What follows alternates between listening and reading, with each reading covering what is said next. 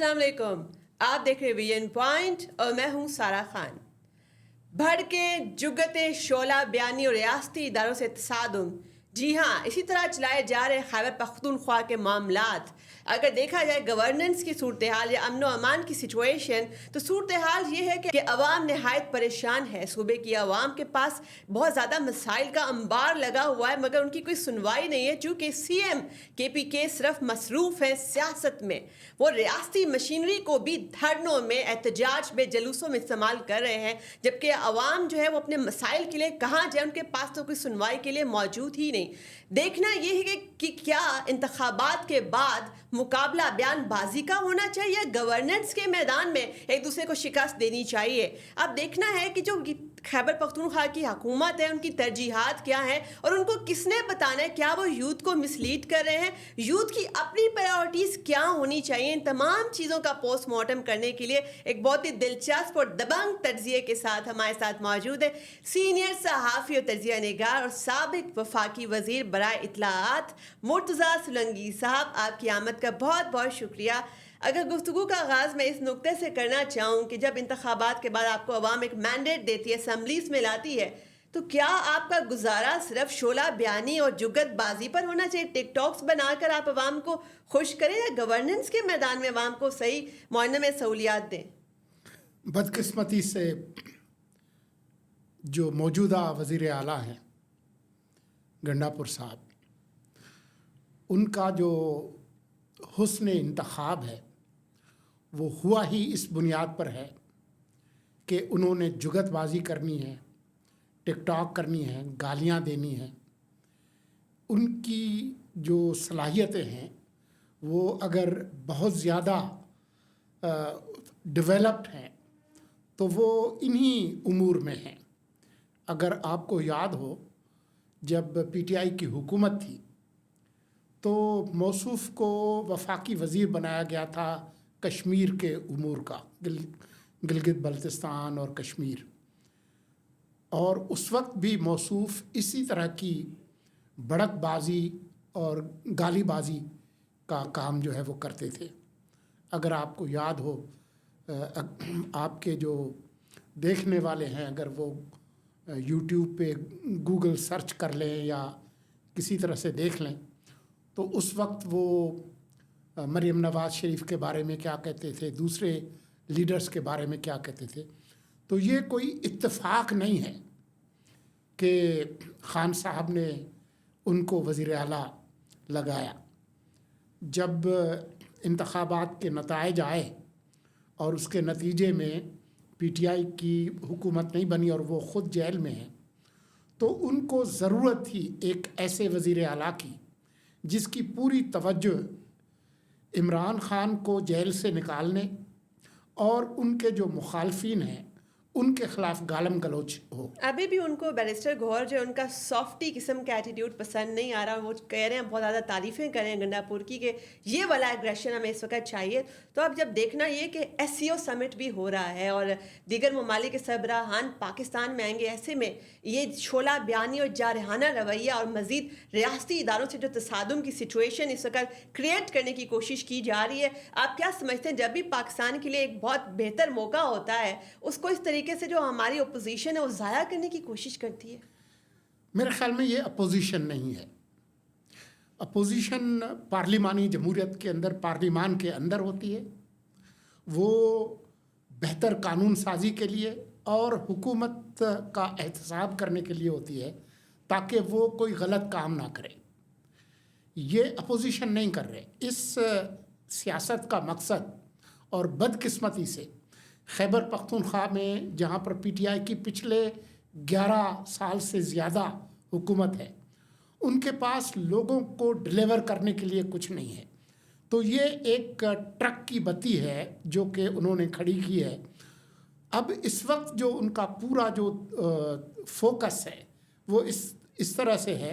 खान साहब जिस तरह के केसेस में जकड़े हुए हैं, चाहे वो 9 मई के हों, 190 मिलियन पाउंड के हों, जिसमें लाजमी है कि उनको सज़ा होनी है, उनका ख्याल ये है कि उनकी जो बचने की जो सूरत है وہ صرف اس صورت میں ہے کہ ملک کے اندر ایک افراتفری ہو، انارکی ہو، تشدد ہو، تاکہ دنیا میں ایسا لگے کہ یہ ملک جو ہے وہ تباہی کے راستے یہ پر ہے. کیوٹک سٹیٹ ہے. جبکہ اگر خیبر پختونخوا کے مالی حالات کی اگر بات کی جائے تو پچھلے 6 ماہ کے اندر اس کے قرض کے حجم میں 101 ارب کا اضافہ ہوا، یعنی کہ 19% انکریز، اور عالمی بینک اور ایشیائی ترقیاتی بینک سے زیادہ تر یہ قرضے لیے گئے. تو یہ ساتھ دوسری طرف ہم دیکھتے ہیں کہ جو ریاستی مشینری ہے اس کو دھرنوں میں استعمال کیا جا رہا ہے، اور اس کے علاوہ ریاستی اداروں سے تصادم میں استعمال کیا جا رہا ہے. تو آپ کیا سمجھتے ہیں کہ یہ جو سارا اتنی زیادہ قرضے ہیں یہ سارے کے سارے جو ہیں یہ انہی علل تللوں میں خرچ ہو رہے ہیں؟ ان کو قرضوں کی پرواہ نہیں ہے، ان کو اس کی پرواہ نہیں ہے کہ خیبر پختونخوا میں تعلیم جو ہے اس کا کیا حال ہے. ان کے وزیر تعلیم وہ شخص ہیں جو نقل کرتے ہوئے پکڑے گئے، جعلی ڈگری والے جو لوگ ہیں وہ ہیں. ان کو اس کی بالکل پرواہ نہیں ہے کہ وہاں پر صحت کی کیا صورتحال ہے. ان کو اس کی بالکل پرواہ نہیں ہے کہ روڈ انفراسٹرکچر اس کا کیا برا حال ہے. ان کے خیال میں اگر ملک میں دنگا فساد ہوگا اور پوری توجہ اس پہ ہی ہوگی کہ جی ہم نے اڈیالہ جیل توڑ کر عمران خان کو باہر نکالا ہے، تو اس کی وجہ سے لوگ جو اپنے جو مسائل ہیں اس پر بات کرنے کے بجائے صرف اس پر بات کریں گے کہ جی وہ باہر آ جائیں گے تو دنیا بدل جائے گی. دیکھیں جی، پچھلے سال اگست جب عمران خان کو گرفتار کیا گیا اس سے پہلے تو وہ آزاد تھے، 4 سال وہ وزیر اعظم بھی رہے، 11 سال سے ان کی حکومت ہے. تو اس عرصے میں انہوں نے کیا کر لیا؟ اب پوری توجہ اس بات پہ ہے. آپ حیران ہوں گی کہ انہوں نے اپنے کچھ لوگ جن میں افغان مہاجرین بھی شامل ہیں، کچھ دوسری جماعتوں کے لوگ بھی ہیں، ان کے ساتھ اب کل وہ پورا ان کی کوشش یہ ہے کہ اسلام آباد میں تشدد ہو، یہاں پر جو ہے وہ افراتفری ہو. حالانکہ جو امن و امان کی سچویشن ہے وہ کے پی کے اندر ابتر سے ابتر ہوتی جا رہی ہے. ابھی مردان و ہزارہ ڈویژن کے علاوہ جو پولیس ہے وہ رات کو شام کے بعد گشت کے لیے نکل ہی نہیں سکتی، ان کی جان کو شدید خطرہ ہوتا ہے. سینکڑوں ایسے واقعات ہوئے کہ پورا سال پولیس اسٹیشنز کے اوپر حملے ہوئے. اس کے علاوہ جو اس صوبے کا کے پی کے کا جو کاؤنٹر ٹیررزم ڈپارٹمنٹ ہے اس کی صورتحال بھی سب سے زیادہ پست ہے، اور یہاں پر تو ایسی دہشت گردی کی عدالتوں کے اوپر بھی حملے ہو چکے ہیں. تو یہ والی جو سچویشن امن و امان کی، عوام کا تو بنیادی حق ہی یہی ہے کہ ان کی جان مال عزت کی حفاظت ہو. دیکھیں، امن و امان کی جو ذمہ داری ہے وہ ہمارے آئین کے تحت صوبائی حکومت کی ہے. صوبائی حکومت کا حال یہ ہے کہ آپ نے خود بتایا کہ مردان اور ہزارہ ڈویژن کے علاوہ باقی جتنے ڈویژن ہیں ان میں پولیس اپنے تھانوں سے باہر نہیں نکل سکتی. گنڈا پور صاحب، ڈیرہ اسماعیل خان بغیر سیکیورٹی کے اور لاؤ لشکر کے وہ جا نہیں سکتے. یہ حالت ہے ان کے اپنے گھر کی. تو ان کو اس بات کی بالکل بھی فکر نہیں ہے. اب وہ پوری کوشش کر رہے ہیں کہ ریاست کے ساتھ ٹکرائیں اور مجبور کریں ریاست کو کہ وہاں پر گورنر راج لگائے، تاکہ وہ اس ذمہ داری سے بچ جائے کہ بھئی ہماری حکومت تو گرا دی گئی، ہم تو شہید ہیں، ہم تو مظلوم ہیں، ہماری حکومت خراب. ایک طرف ان کو صاف نظر آ رہا ہے کہ ہم ڈیلیور نہیں کر سکے. اچھا، دوسری طرف یہ بھی ہے کہ جو سچویشن نظر آ رہی ہے کہ کے پی کے گورنمنٹ کے ہاتھ میں اس وقت معاملات نہیں، ان کے ہاتھ سے معاملات نکل چکے ہیں. خاص طور پہ جو امن و امان کی سچویشن ہے، ایسے میں آئین بھی بڑا واضح ہے. اس میں 232 آرٹیکل 232 موجود ہے جو کہتا ہے کہ وفاق مداخلت کر سکتا ہے جب صوبائی حکومت کا بیہیور اتنا ریکلیس ہو، وہ اتنی ارسپانسبل ہو اور اس کے ہاتھ میں کچھ بھی نہ ہو، تو وہ وفاق جو ہے وہ بھی تو مداخلت کر سکتا ہے سچویشن. جی بالکل، آپ نے بالکل ٹھیک کہا. آئین کا جو آرٹیکل 232 ہے اس میں 2 صورتوں میں ہنگامی حالت نافذ ہو سکتی ہے. ایک تو یہ ہے کہ صوبہ خود مطالبہ کرے، اس کی اسمبلی کرے، جو کہ کرنی نہیں ہے. دوسری صورت یہ ہے کہ وفاق ایسا محسوس کرے، صدر یہ محسوس کرے کہ اب معاملات صوبائی حکومت کے ہاتھ سے نکل چکے ہیں، جو کہ اس وقت ہیں. تو اس صورت میں گورنر راج نافذ کیا جا سکتا ہے اور 10 دن کے اندر قومی اسمبلی اور سینٹ ایک سادہ اکثریت کے ساتھ ایک قرارداد منظور کرے، اس کی منظوری دے دے گی، اور کم از کم 6 مہینے تک تو بغیر کسی رکاوٹ کے اور تعطل کے اور رکھنے کے مسلسل آپ 6 مہینے گورنر راج لگا سکتے ہیں. اس کے بعد صوبہ اسمبلی بحال ہوگی. وہ کس کو وزیر اعلیٰ کرتی ہے نہیں کرتی ہے وہ ایک الگ معاملہ ہے, لیکن اس وقت بھی حالات اگر نہ سنبھلیں تو کچھ وقفے کے بعد دوبارہ گورنر راج لگائے. بڑا آپ نے کمپریہنسولی ساری سچویشن کو لیبریٹ کر دیا ہماری آڈینس کے لیے. اگر ایک اور نقطے کی طرف آئیں, جیسے یوتھ ہے اس کو استعمال کیا جاتا ہے دنگا فساد کے لیے, اور جیلوں میں بھی وہی صعوبتیں کاٹتے ہیں. تو اگر یوتھ ہے اس کی پریورٹیز ہونی کیا چاہیے؟ اگر ان کو گورننس بھی نہیں مل رہی اور تعلیم میں صورتحال یہ ہے کہ جو 25 یونیورسٹیز ہیں KPK کی, ان کو بھی ان کے بھی فنڈنگ نہیں ہے. ان کو ضم کرنے کے بہت سارے ڈپارٹمنٹس ختم کرنے کی ہمارے پاس رپورٹس آ رہی ہیں. بہت ساری یونیورسٹیز کو کہ ان کے جو ڈپارٹمنٹس اور یا ان کے سبجیکٹس اگر سیم ہیں تو ان کو ضم کر دیا جائے. اس کے علاوہ تنخواہیں نہیں ہیں, مہارت نہیں ہے وہاں پہ یونیورسٹیز کو فنڈ کرنے کے لیے. یوتھ کی پریورٹیز کیا ہونی چاہیے؟ دیکھیں, ہمارے آئین کے تحت تعلیم جو ہے وہ جو بنیادی حقوق ہے اس میں شمار ہوتے ہیں. وہاں پر یونیورسٹیوں کا حال آپ نے بتایا, تعلیمی اداروں کا حال آپ نے بتایا, بہت بری صورت حال ہے. اب بدقسمتی یہ ہے کہ بجائے یہ تعمیری اور جو ان کے مستقبل کے لیے اپنے وسائل کو استعمال کریں, اب وہ ان کو تشدد کے لیے استعمال کر رہے ہیں. آپ کو یاد ہوگا کہ جو پچھلی جو PTI کی حکومت تھی اس نے بھی کروڑوں روپے جو ہے وہ صرف سوشل میڈیا پہ جو گالم گلوچ بریگیڈ ہے وہ تیار کرنے کے لیے لگائی تھی. جب نگران حکومت آئی تو انہوں نے اس کو روک دیا. اب جو ہے وہ دوبارہ وہی وسائل جو ہے وہ اس کام کے لیے استعمال کر رہے ہیں.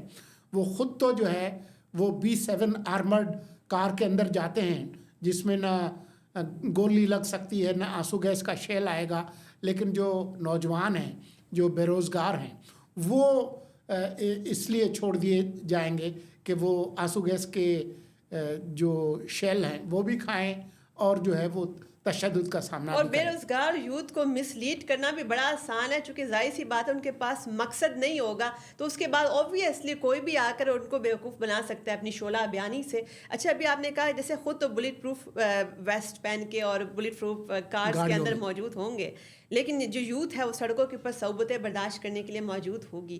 اس کے علاوہ دیکھا جائے تو اپنے جو وزراء اور مشیر ہیں ان کی مراعات میں اضافہ پہ اضافہ ہی ہوئے جا رہا ہے. جیسے کہ اگر ہم ہاؤس رینٹ کی بات کریں 70,000 سے بڑھا کر تزئین و آرائش کے نام پر جو ہے وہ 2 لاکھ تک پہنچا دیا گیا ہے. اور ایک طرف جو دوسری طرف ہماری جو عوام ہے اس کے اوپر ٹیکسز کا بوجھ آپ دیکھیں, مہنگائی, بے روزگاری کے ستائے ہوئے عوام کے ٹیکسز سے اب یہ وزیروں اور جو مشیر ہیں ان کے گھروں کی تزئین و آرائش ہوگی.